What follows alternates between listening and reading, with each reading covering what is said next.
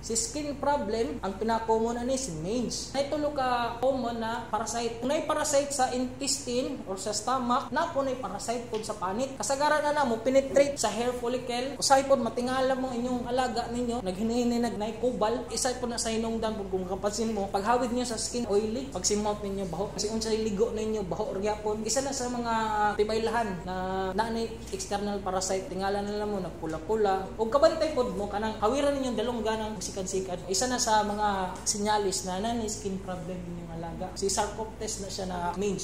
Si Sarcoptes mo na siya ang parasite na mag-cause og baho. Masiunsa pa ninyo na ligo, kuskus. Kay tungod wala ninyo bihatag ang eksakto na tambal para ana. Aside sa baho, siya po nang magpaka ng marag magkubal-kubal. Pero ang katong magpatanggal gid og balahibo si kaning si demodicosis. Kana tanan nahitabo na kay tungod stress inyong alaga. Nibaba ang immune system. Mo recommend gid ang doktor na kailangan og vitamins inyong alaga. Labi na itoy pa inyong alaga. Kay kana pud ng mga parasite, normal flora na siya. Pag mayong gitag normal flora, naana na sila daan sa ilang skin, labi na sa mother. Kaya within 72 hours, mapasa na nila sa mga ilang mga anak. Dili na siya mapasa sa pagbuntis ang skin parasite. Dito na siya mapasa during na sa pagdede. Kaya ni-touch naman siya sa skin sa mother. Og mahitabo, normal flora na nadayon. Og ang isa po, kanay pong si Otodictis, sa dalunggan po na siya na external parasite. Matingala na lang mo, nanimahaw ang dalunggan